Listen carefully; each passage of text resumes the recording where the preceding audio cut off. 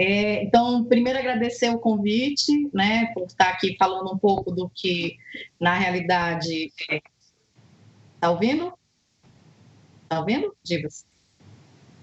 Tá bom, ok. Então, agradecer o convite para falar um pouquinho o que a gente aprendeu aí nesses 2, 3 meses, né, em relação à Covid-19, no sentido de usar as ferramentas e o conhecimento que a gente já dispunha, né, para outras doenças e pensar em colocar isso como um arsenal para o enfrentamento dessa pandemia.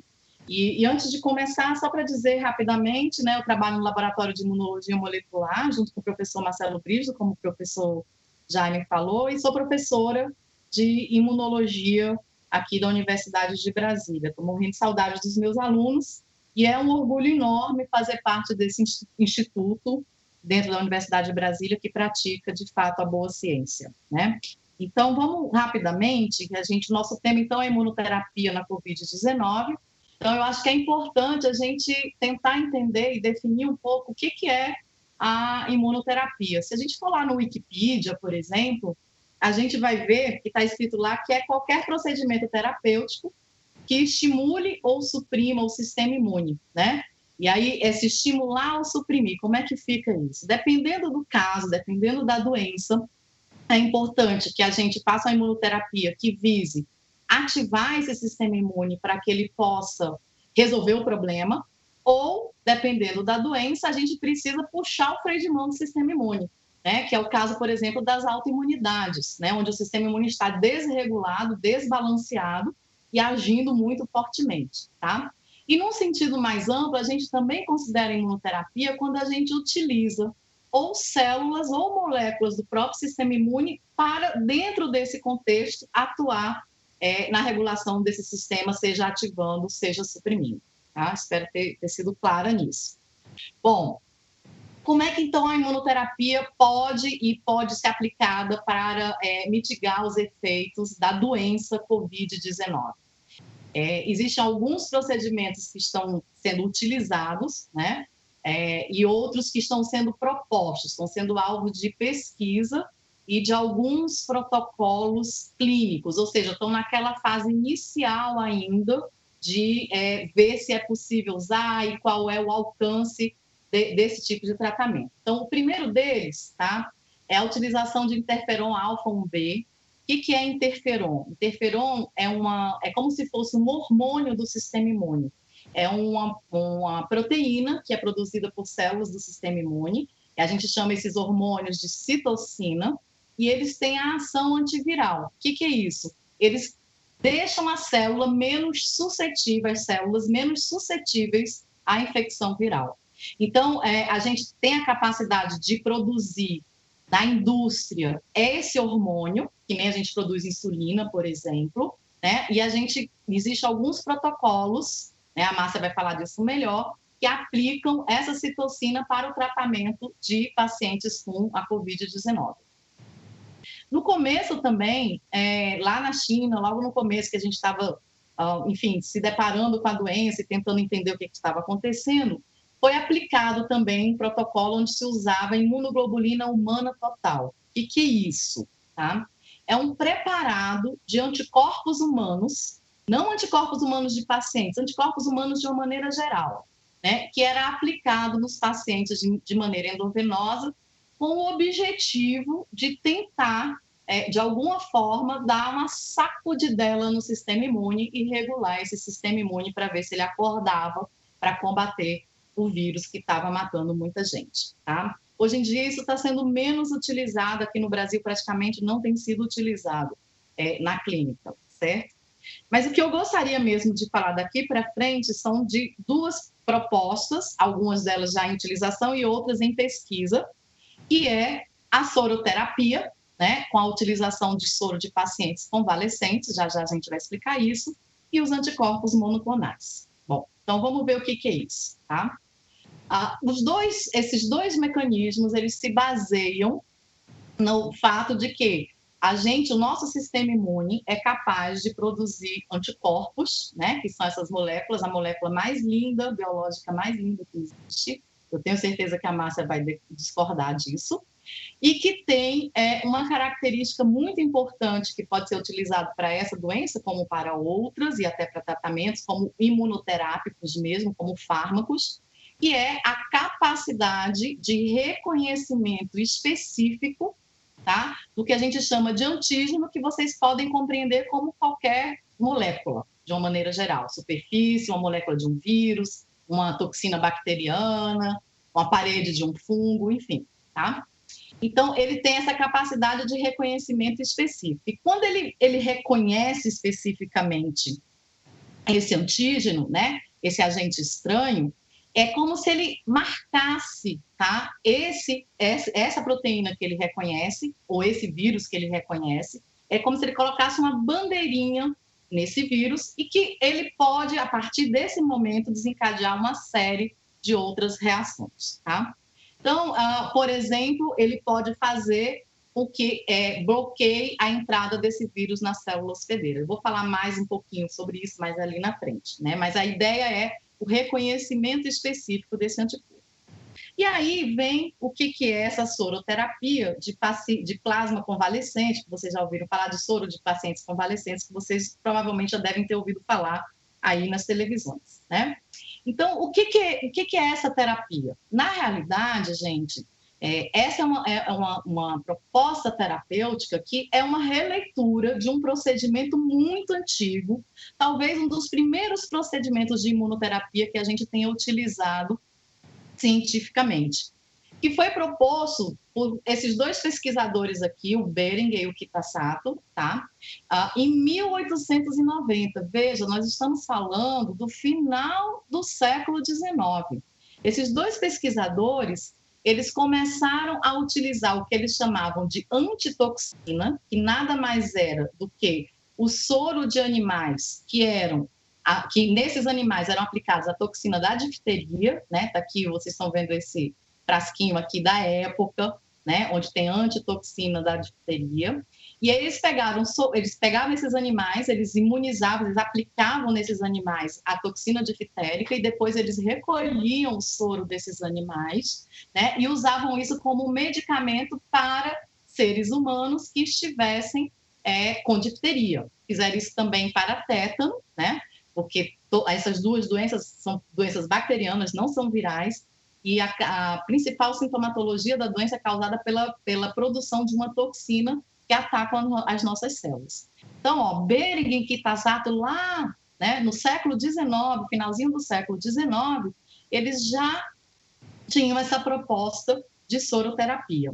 E se vocês puxarem um pouquinho mais para os dias atuais, a soroterapia é a base dos soros antiofídicos ou dos soros antiescorpiônicos, certo? Que é feito lá, por exemplo, no Instituto Butantan, né? O que consiste o soro antiofídico? Isso foi um procedimento lá no Instituto Butantan, soro antiofídico contra múltiplos venenos venenos de vários tipos de cobras diferentes, foi inventado por um brasileiro, Vital Brasil, um excelente cientista, né? E que, na realidade, o que se faz é extrair o veneno da cobra, aplicar num animal, nesse caso eles usam cavalo pela questão do porte do animal e da capacidade de produção de muitos anticorpos, né, porque é um animal grande. Eles retiram o sangue desse animal e purificam a parte do soro, né, a parte líquida do sangue, né, e a partir daí a gente começa a ter o soro antiofídico. Quando a gente é picado por cobra, a gente consegue administrar nas pessoas e bloquear a ação das toxinas, né, presentes no veneno das serpentes, certo? Então, essa é a ideia da soroterapia. Então, como é que a gente usa essa ideia na Covid-19? A diferença aqui é que a gente não vai injetar o vírus em nenhum animal e vai retirar o sangue. A proposta que foi feita por alguns pesquisadores e que foi utilizado na China e tem sido utilizado em alguns países é que a gente procure pacientes que tenham tido contato com o vírus, tá? Eventualmente tenham tido sintomas da Covid-19, mas tenham sobrevivido, né? Então, a ideia é que esses pacientes que sobreviveram desenvolveram anticorpos que foram capazes de bloquear, né, a infecção viral, foram capazes de resolver a infecção viral, certo? Então, a gente poderia pegar esses pacientes sobreviventes e, eventualmente, até pessoas na população que tenham tido contato com o vírus e que não tenham sido assintomáticos, mas que tenham sido capazes de desenvolver anticorpos contra esse vírus. Então, a gente busca essas pessoas. Então, veja, o que elas têm em comum? Elas têm em comum que elas desenvolveram anticorpos capazes de neutralizar o vírus, tá? Capazes de bloquear a entrada do vírus na célula. Então, a gente usa esses indivíduos sobreviventes que têm esses anticorpos, a gente retira sangue desses indivíduos, igual quando a gente faz a doação de sangue, por exemplo, lá no Hemocentro, separa a parte líquida desse sangue, onde, em teoria, eu vou ter os anticorpos neutralizantes. E isso daqui vira um soro que pode ser utilizado tanto para o tratamento de pessoas que estão doentes, em quadros graves, severos, e não estão conseguindo reagir ao vírus, como também foi proposto, né, que poderia ser utilizado para pessoas que a gente sabe que vai ser exposto ao vírus, como, por exemplo, os profissionais de saúde, certo? É importante a gente dizer que nem todo mundo, e a gente conhece essa doença há muito pouco tempo, a gente não tem certeza exata de quais são os níveis que cada pessoa consegue desenvolver desses anticorpos neutralizantes.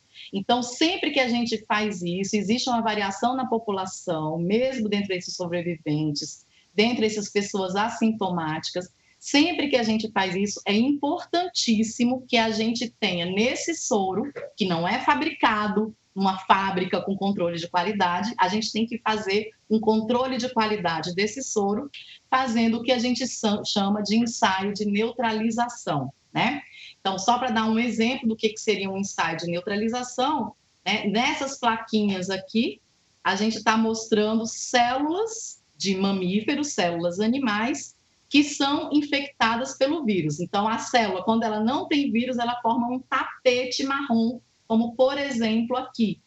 À medida em que ela é infectada, essas células vão morrendo, e aí esse tapete marrom vai gerando o que a gente chama de placa de Lise, ou seja, elas lisam, elas estouram e ficam claras, são essas manchas claras que aparecem aqui muito claramente nessa placa. Então, o que a gente faz com o soro desse paciente? A gente pega o soro desse paciente, faz diluições seriadas nesse soro e tenta estabelecer em qual diluição, tá, eu consigo misturar o soro com o vírus, colocar na célula e ele, por exemplo, bloquear a formação dessas placas de Lise, como a gente vê por aqui. Então, a gente determina o que a gente chama de qual é o título desse soro, né? Qual é a concentração desse soro, a diluição desse soro, que ainda é capaz de neutralizar o vírus, tá? Então, essa é uma proposta. É claro, a gente não vai ter fábrica disso, a gente não vai ter fábrica de seres humanos produzindo esses soros, mas é uma proposta bastante interessante enquanto a gente avança em medicamentos mais eficazes, né? E anticorpo pode ser um desses medicamentos eficazes, certo? Alguns anticorpos monoclonais, né? E aí a gente não está falando de anticorpos que nem no soro, que são vários tipos, a gente chama de muitos anticorpos policlonais. Mas existem alguns anticorpos monoclonais, isto é, anticorpos únicos, específicos, contra um determinado tipo de antígeno que estão sendo já utilizados para o tratamento da Covid-19 e já existem ensaios clínicos avançados. Um deles é esse anticorpo anti-PD1, tá?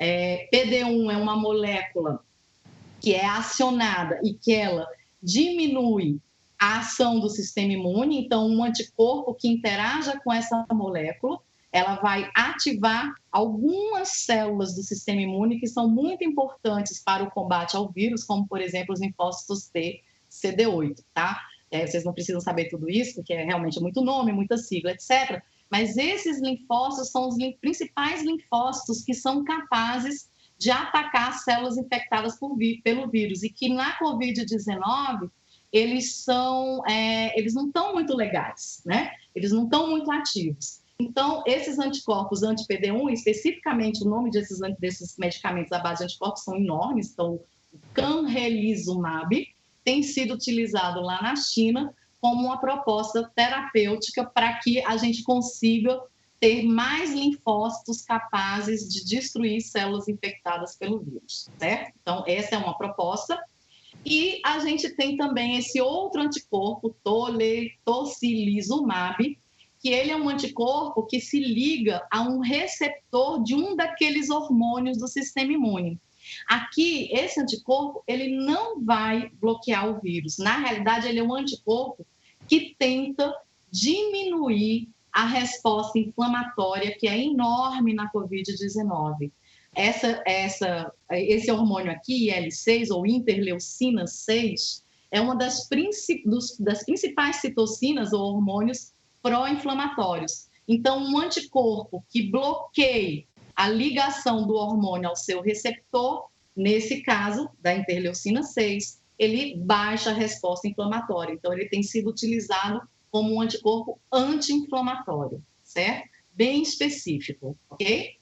Bom, agora, na realidade, o que tem realmente saltado aos olhos em termos de pesquisa, e há uma corrida, né, é para que a gente consiga o nosso sonho de consumo, né, a geração de anticorpos monoclonais, ou seja, específicos para o SARS-CoV-2 e que tenham a capacidade de neutralização. Então, só para pontuar, estamos falando de uma molécula ou moléculas únicas que são capazes de reconhecer esse vírus e neutralizar. E aí eu falei neutralização várias vezes, alguns de vocês podem estar se perguntando o que seria essa neutralização, né? Então, a neutralização é o bloqueio, basicamente, da entrada do vírus na célula hospedeira, nas nossas células lá da mucosa pulmonar, por exemplo. Né? O vírus, normalmente, o SARS-CoV-2, né? Ele entra na nossa célula hospedeira reconhecendo proteínas na nossa célula hospedeira, como, por exemplo, a proteína ACE2, que é uma enzima conversora de angiotensina, em português ECA, né? E é horrível dizer isso assim, sem explicar a sigla, né? Então, a proteína viral interage com a proteína da nossa célula e isso facilita a entrada do vírus para dentro da célula, certo? Então, o anticorpo neutralizante, nesse caso, vai ser o anticorpo que vai se ligar na proteína do vírus e não vai deixar mais ela disponível para reconhecer o receptor da célula hospedeira. Isso vai ter como consequência o bloqueio da entrada desse vírus na nossa célula hospedeira, ou seja, o bloqueio da infecção, ok? Nós geramos esses anticorpos se nós ficarmos doentes se tivermos a Covid-19, se a gente se curar, muito provavelmente a gente gera esses anticorpos, mas é importante que a gente diga aqui que nem todos os anticorpos que a gente gera quando a gente fica infectado por esse vírus ou por outros vírus têm necessariamente essa propriedade de neutralização, tá? Quando eles não neutralizam, tá? Eles podem, inclusive, complicar o cenário da doença, né? Então, por exemplo, eu posso ter anticorpos que não neutralizem, que ao invés de dificultar a entrada do vírus nas nossas células, eles facilitem a entrada do vírus nas nossas células. Por quê? Porque a gente tem células do nosso corpo que são especialistas em reconhecer aquela bandeirinha, ou seja, o anticorpo quando ele gruda na superfície de um agente estranho no nosso corpo, tá? Então, só para pontuar para vocês, essa, por exemplo, é um dos mecanismos que fazem com que a gente, na segunda dengue, a dengue seja hemorrágica.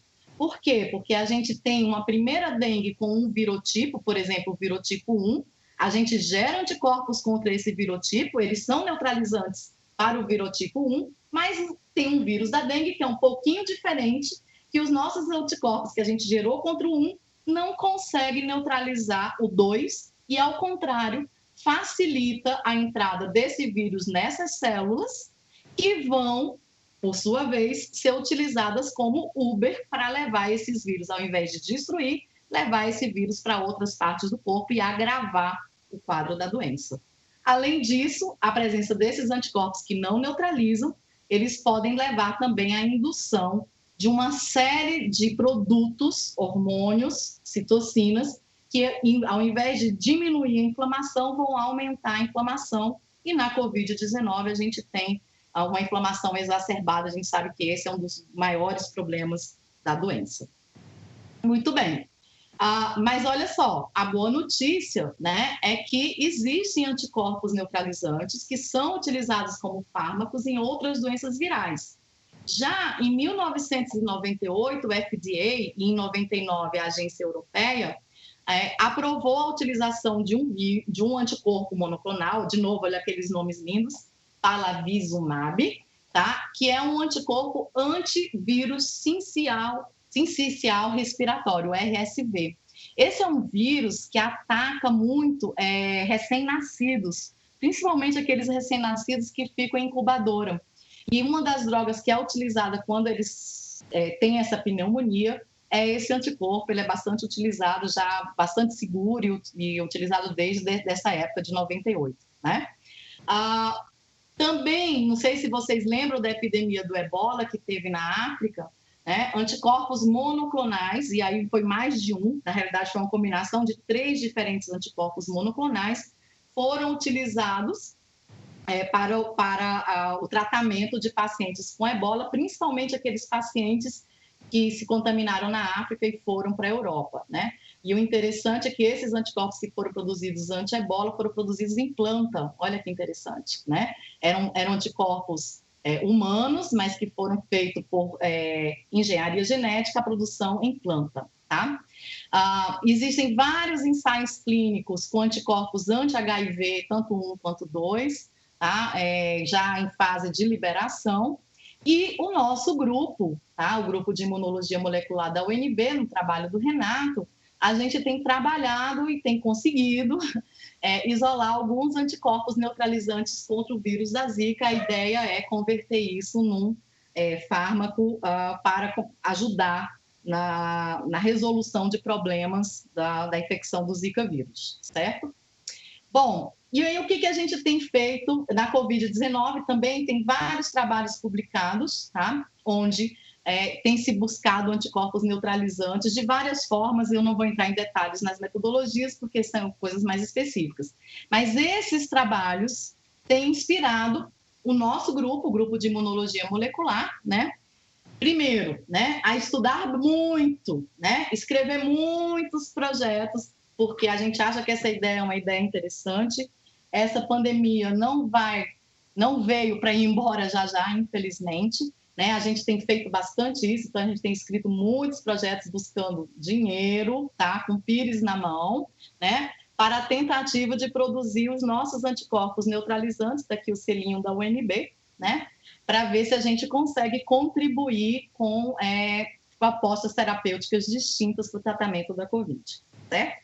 Era isso que eu queria falar, né? E só para deixar bem claro aqui os nossos hashtags Fica em Casa, e eu coloquei aqui também o hashtag da Marcha da Ciência, que é o Pacto pela Ciência, porque eu acho que é muito importante que todos vocês que estão nos assistindo apoiem a ciência brasileira. Obrigada.